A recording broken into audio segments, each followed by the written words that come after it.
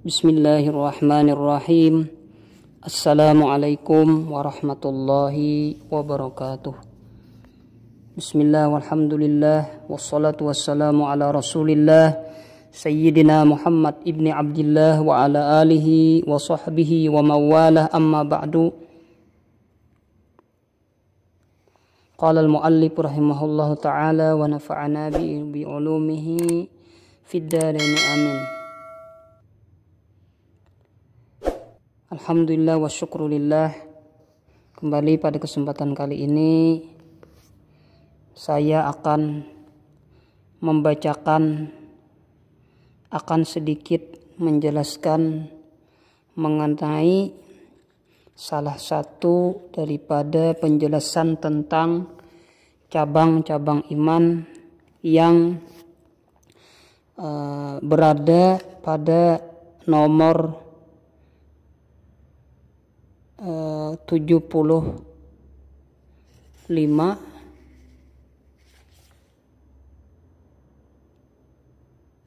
daripada cabang iman tersebut, yang mana terdapat pada kitab Qami'ut Tughyan ala Manzumati Syu'abil Iman, Syarh Al-Muhaqqiq Asy-Syaikh Muhammad Nawawi bin Umar rahimahullah, lil Imam Al-Allamah Asy-Syaikh Zainuddin bin Ali ibni Ahmad Asy-Syafi'i Al-Qushini Al-Malibari, nafa'allahu bihim, amin. Bismillahirrahmanirrahim. Qala al-musannif rahimahullah ta'ala wa nafa'ana bihi wa bi'ulumihi fid dharain, amin.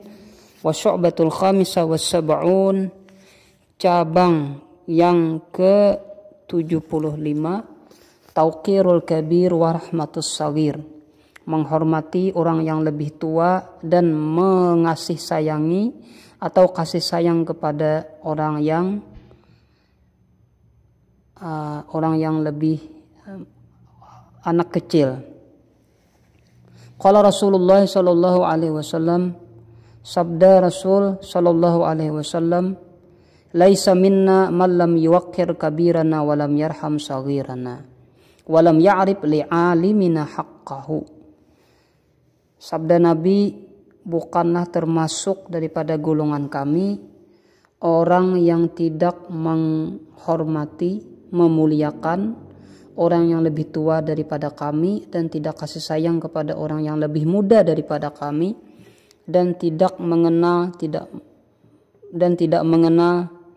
hak orang yang alim di antara kami. Wa qala Rasulullah sallallahu alaihi wasallam, dan Rasulullah SAW bersabda, min ijlalillahi ikramu dzsyaibatil muslimi, sebagian daripada pengagungan Allah, sebagian daripada kita dianggap membesarkan Allah adalah memuliakan orang yang telah mempunyai uban, yang tentunya orang tersebut beragama Islam. Wa an Anas bin Malik annahu qala Rasulullah sallallahu alaihi wasallam, dari Sayyidina Anas bin Malik bahwasanya beliau berkata, Rasulullah sallallahu alaihi wasallam pernah bersabda, innallaha ta'ala yanzuru ila wajhi syaikhi sabahan wa masaan, sesungguhnya Allah ta'ala memandang, memperhatikan kepada muka daripada seorang yang tua pada waktu pagi dan petang. Wa yaqulu ya abdi, lalu Allah berkata, wahai hambaku, qad kabura sinnuka wa raqqa jilduka wa daqqa azmuka waqtaraba ajaluka. Kata Allah, wahai hambaku, umurmu telah tua, kulitmu telah keriput, tulangmu telah hancur, telah waqtaraba ajaluka, dan ajalmu semakin dekat, wahana qudumuka ilayya, dan hampir akan datang masa menghadapmu kepadaku. Pastahi minni wa ana astahi min syaibatika, maka oleh sebab itu kata Allah, Fastahi minni, merasa malulah untuk berbuat maksiat kepadaku. Fa ana astahyi min saibatika, maka aku akan merasa malu juga daripada ubanmu. An u'adzibaka finnar, bahwa aku menyiksamu ke dalam api neraka. Wa hukiya anna aliyan kana yadhhabu ilal jama'ati li salatil fajri. Diceritakan bahwasanya Sayyidina Ali pernah pergi untuk melaksanakan salat jamaah li salatil fajri. Pada waktu itu beliau ingin melaksanakan salat subuh, musri'an, dalam keadaan tergesa-gesa. Falaqiya syaikhan fit tariq, di tengah ketergesaan Sayyidina Ali itu beliau menemui seorang tua di jalan. Yamshi quddamahu, orang tua tadi berjalan persis tepat di depan Sayyidina Ali. Alas sakinati wal waqar, dengan keadaan tenang, fisik kaki tarik di gang-gang yang ada di jalan itu. Fama marra Aliyun takriman lahu wa ta'ziman li syaibati, maka Sayyidina Ali pun tidak melewati atau melintas di hadapannya karena memuliakan dan membesarkan li syaibati, ketuaannya. Hatta hana waktu tulu'i syamsi, hingga karena hal demikian sampailah atau tibalah waktu terbit matahari. Falamma dana asy-syaikhu min babil masjid lam yadkhul fihi, tetapi anehnya ketika orang tua tadi telah mendekati pintu masjid, ia tidak masuk ke dalam masjid. Fa'alima annahu minan nasara, maka Sayyidina Ali pun meyakini bahwa orang tua tadi adalah orang Nasrani. Pada khalal masjid, lalu Sayyidina Ali pun masuk ke dalam masjid. Fawajada Rasulullah sallallahu alaihi wasallam fir ruku'. Ketika Sayyidina Ali masuk ke dalam masjid, beliau menemukan Rasulullah SAW dalam keadaan rukuk. Falamma faragha min salatihi qalu, ketika Nabi telah selesai dari salatnya, qalu, para sahabat bertanya, ya Rasulullah, wahai Rasul, lima tawaltar ruku' fi hadis salat, kenapa engkau memanjangkan rukuk dalam salat ini?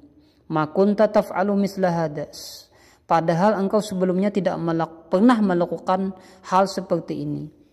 Faqala Rasulullah sallallahu alaihi wasallam, maka Rasulullah SAW pun menjawab, lamma raqa'tu wa qultu subhana rabbiyal azimi kama kana wirdi, ketika kata Rasul aku rukuk dan aku mengatakan subhana rabbiyal azimi, sebagaimana yang telah dahulu, yang sebagaimana biasanya wiridku, wa aradtu an arfa'a ra'si, dan aku ingin mengangkat kepalaku bangkit dari rukukku, jaa Jibrilu, maka malaikat Jibril datang, wa wada'a janahu 'ala dhahri, dan malaikat Jibril meletakkan sayapnya di punggungku, wa akhadhani tawilan, dan membiarkanku dalam keadaan rukuk, dalam waktu yang panjang, waktu yang lama. Falamma rafa'a janahu rafa'tu ra'si, ketika malaikat Jibril tadi mengangkat sayapnya, aku baru bisa mengangkat kepalaku. Faqalu lima fa'ala hadza, lalu para sahabat bertanya, kenapa engkau melakukan ini? Faqala ma sa'altu an dzalika, maka Nabi menjawab, lima fa'ala hadza, kenapa malaikat Jibril melakukan ini? Maka Nabi menjawab pertanyaan sahabat tadi, ma sa'altu an dzalik, tidaklah aku menanyakan hal tersebut kepada malaikat Jibril. Fahadara Jibrilu, maka malaikat Jibril pun datang. Wa qala ya Muhammad, dan ia berkata, malaikat Jibril tadi berkata, wahai Muhammad, inna aliyan kana yasta'jilu lil jama'ati. Ujar malaikat Jibril, wahai Muhammad, sesungguhnya Sayyidina Ali tergesa-gesa untuk melaksanakan salat jamaah. Falaqiya syaikhan nasraniyan fit tariq. Kemudian Sayyidina Ali ini bertemu dengan seorang tua beragama Nasrani di jalan.